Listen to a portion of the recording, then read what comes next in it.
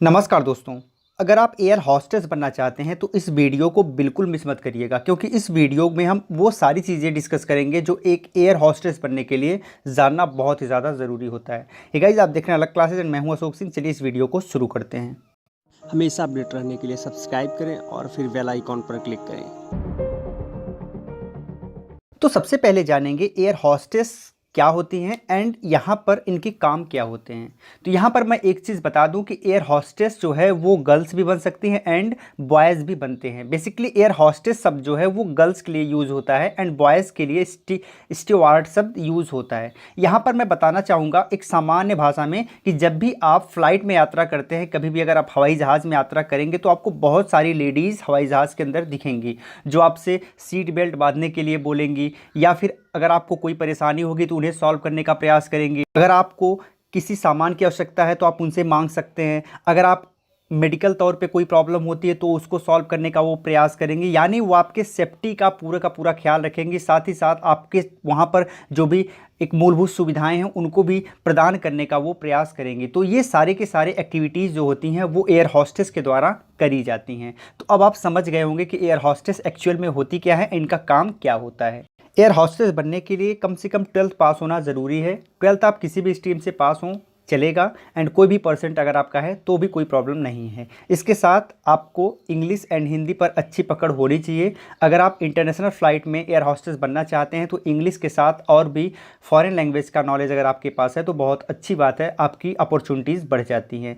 इसके अलावा ज़्यादातर एयर हॉस्टेस अनमैरिड होती हैं, अर्थात जो भी फ़्लाइट कंपनीज़ हैं वो अनमैरिड्स को ज़्यादा प्रीफर करती हैं। लेकिन कहीं कहीं बहुत सारी ऐसी भी फ़्लाइट्स आपको मिल जाएंगी जहां पर बेसिकली आपको शादीशुदा लोगों को भी प्रेफर किया जाता है। यहाँ पर हाइट की बात करें तो 155 से लेके 165 के बीच में आपकी हाइट होनी चाहिए। अगर आप पुरुष वर्ग से हैं तो 165 के करीब आपकी हाइट होनी चाहिए, तो बहुत अच्छी हाइट है। लेकिन अगर आप महिला हैं तो 155 से लेके 158 159 तक सेंटीमीटर तक अगर आपकी हाइट है तो अच्छी बात है। वहीं वेट आपके हाइट के अकॉर्डिंग होना चाहिए। विज़न 6/6 होना चाहिए। वहीं अगर आप चश्मा लगाते हैं तो 6/9 मैक्सिमम यहाँ पर आपका विज़न होना चाहिए। इसके अलावा आप मेडिकल रूप से पूरी तरह से फिट एंड हेल्थी होने चाहिए। तो ये एक बेसिक एलिजिबिलिटी क्राइटेरिया है जिसके बेसिस पर आप इसके लिए अप्लाई कर सकते हो। जैसे ही आपकी उम्र 18 वर्ष पूरी हो जाती है आप एयर हॉस्टेस के लिए अप्लाई कर सकते हैं एंड मैक्सिमम 27 ईयर तक इसमें लिया जाता है। अगर आप एयर हॉस्टेस बनना चाहते हैं तो कुछ एक्स्ट्रा स्किल भी आपके अंदर होनी चाहिए, जैसे कि स्विमिंग की स्किल। यहाँ पर बता दें कि बहुत जगह ऐसे एयरलाइंस कंपनीज़ हैं जो कि स्विमिंग को प्रीफर करते हैं। वही अगर आप इंटरनेशनल में जाना चाहते हैं तो स्विमिंग कम से कम आपको आना ही चाहिए। भारत में बहुत सारी ऐसी भी एयरलाइंस कंपनीज़ हैं जो स्विमिंग को नहीं मांगते हैं, लेकिन फिर भी अगर आपको स्विमिंग आती है तो बहुत अच्छी बात है। इसके अलावा आपकी कम्युनिकेशन स्किल बहुत ही अच्छी होनी चाहिए। आपका प्रेजेंस ऑफ माइंड अच्छा होना चाहिए। अगर कोई भी समस्या आती है तो उस पर तुरंत आपका अच्छा रिएक्शन होना चाहिए। तो यहाँ पर प्रेजेंस ऑफ माइंड आपका अच्छा होना चाहिए। आपका एटीट्यूड पॉजिटिव होना चाहिए। इसके साथ ही साथ एक फ़्लाइट में कई एयर हॉस्टेस का साथ साथ काम करते हैं, तो यहाँ पर टीम वर्क हम कह सकते हैं कि आपका सबसे अच्छा रिलेशन होना चाहिए एंड टीम वर्क आपका अच्छा होना चाहिए। इसके साथ ही साथ आपको पूरी तरह से डेडिकेट होना चाहिए। कभी कभी ऐसा भी होता है कि आपको जो आपका फिक्स टाइम आवर्स है उससे ज़्यादा आपको काम करना पड़ता है, तो उसके लिए भी आपके अंदर डेडिकेशन होना चाहिए। इसके साथ ही साथ आप मल्टी टैलेंटेड होने चाहिए, यानी मल्टीटास्किंग, यानी एक से अधिक काम भी आपको करना पड़ सकता है। तो इन सब के बारे में भी अच्छी खासी आपके पास नॉलेज होनी चाहिए। तो ये कुछ एक्स्ट्रा स्किल्स हैं जो आपके अंदर होनी चाहिए। अब यहाँ पर आप इन स्किल्स को कैसे डेवलप कर सकते हैं, तो इसके लिए जो सबसे बड़ा माध्यम है वो है कि आप किसी एयर हॉस्टेस एविएशन कोर्स को ज्वाइन कर लें। यहाँ पर एयर हॉस्टेस एविएशन कोर्स को ज्वाइन करते समय आपको सर्टिफिकेट कोर्स भी मिल जाएंगे, डिप्लोमा कोर्स भी मिल जाएंगे, डिग्री कोर्सेज भी मिल जाएंगे। तो अपने हिसाब से एयर हॉस्टेस एविएशन कोर्स को ज्वाइन कर ले। यहाँ पर आपको आपके अंदर जो भी सारी स्किल्स होती हैं, यानी कि जो रिक्वायर्ड स्किल्स होती हैं, उन्हें डेवलप करने का प्रयास किया जाता है। साथ ही साथ इसके बारे में बेसिक से लेकर एडवांस तक सिखाया जाता है। तो अगर आप किसी एयर हॉस्टेस एविएशन कोर्स को ज्वाइन कर लेते हैं तो पूरी तरह से आप इसके योग्य हो जाते हैं। यहाँ पर आपको निखार दिया जाता है। वहीं ज़रूरी नहीं है कि आप एयर हॉस्टेस बनने के लिए कोई कोर्स ही करें, कोई इंस्टीट्यूट ही ज्वाइन करें, आप खुद भी कर सकते हैं, लेकिन इतनी स्किल होनी चाहिए। तो इतनी स्किल नॉर्मली किसी व्यक्ति के अंदर बिना किसी कोर्स के या फिर बिना किसी ट्रेनिंग के आना थोड़ी सी मुश्किल हो जाती है। अब बात आती है कि top 5 air Hostess training academy कौन कौन से जहां से आप ये कोर्सेज कर सकते हैं। तो सबसे पहला है Frankfinn Institute of Air Hostess Training, यहाँ से आप कर सकते हैं। Bombay Flying Club, College of Aviation Mumbai से कर सकते हैं, यूनिवर्सल एविएशन एकेडमी चेन्नई से कर सकते हैं, जेट एयरवेज ट्रेनिंग एकेडमी से कर सकते हैं, इसके अलावा इंडिगो ट्रेनिंग सेंटर से भी आप कर सकते हैं। और भी बहुत सारे ट्रेनिंग एकेडमी हैं, इंस्टीट्यूट हैं, जहाँ से आप इसको कर सकते हैं। इस कोर्स को करने में लगभग 1.5 लाख से 3 लाख के बीच में आपका खर्च आ सकता है। ये पूरी तरह से इंस्टीट्यूट टू इंस्टीट्यूट डिपेंड करता है कि किस इंस्टीट्यूट में आपको कितनी फ़ीस देनी पड़ सकती है। इसके अलावा आप ज्वाइनिंग प्रोसेस की बात करें तो यहाँ पर ज्वाइनिंग प्रोसेस में कई स्टेज होते हैं, कई स्टेज के माध्यम से आपकी ज्वाइनिंग होती है। लेकिन इससे पहले आपके पास पासपोर्ट होना ज़रूरी है, यानी कि जब भी आप इस क्षेत्र में जाना चाहते हैं तो पहले आप पासपोर्ट के लिए अप्लाई कर दीजिए, तो आपका पासपोर्ट बन जाएगा। तो पासपोर्ट यहाँ पर एक मैंडेटरी प्रोसेस है।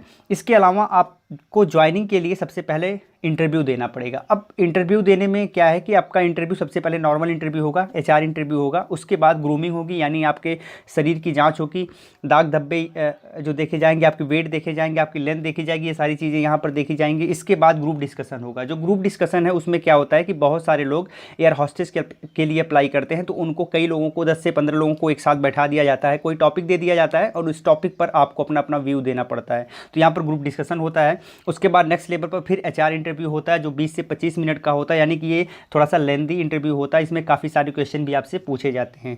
इसको क्लियर करने के बाद आपका मेडिकल टेस्ट होता है। जब आप मेडिकली पूरी तरह से फिट हो जाते हैं उसके बाद आपको ज्वाइनिंग लेटर मिल जाता है, यानी आपकी ज्वाइनिंग हो जाती है। अब ज्वाइनिंग होने के बाद आपको इंटरनली ट्रेनिंग देना पड़ता है 3 से 5 महीने के लिए।